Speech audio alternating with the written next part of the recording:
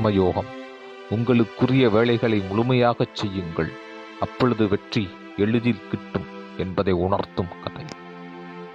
மகாபாரத போரில் அர்ஜுனனின் தேருக்கு தேரோட்டியாய் இருந்து செயல்பட்டார் கிருஷ்ணர். ஒவ்வொரு நாளும் போர் முடிந்து தங்குமிடம் திரும்பி வந்ததும் அர்ஜுனன் தேரிலிருந்து இறங்கி நேராக வீட்டிற்குள் சென்று விடுவான்.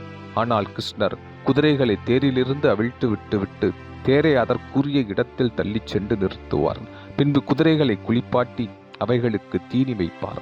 அவைகள் சாப்பிடும் வரை அருகிலேயே காத்திருந்து பின்பு குடிப்பதற்கு தண்ணீர் வைப்பார். குதிரைகளை அதற்குரிய இடத்தில் கட்டிய பிறகே வீட்டிற்குள் வருவார். கிருஷ்ணர் தினமும் இப்படி செய்வதை கவனித்த அர்ஜுனன், கிருஷ்ணா, நீ ஏன் இந்த வேலையெல்லாம் செய்கிறாய்?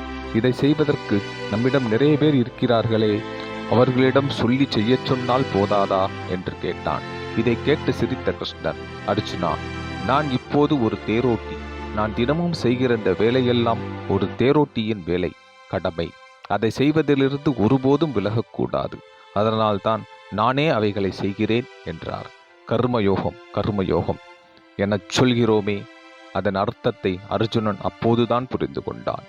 நீதி, உனக்குரிய வேலையை முழுமையாகச் செய்.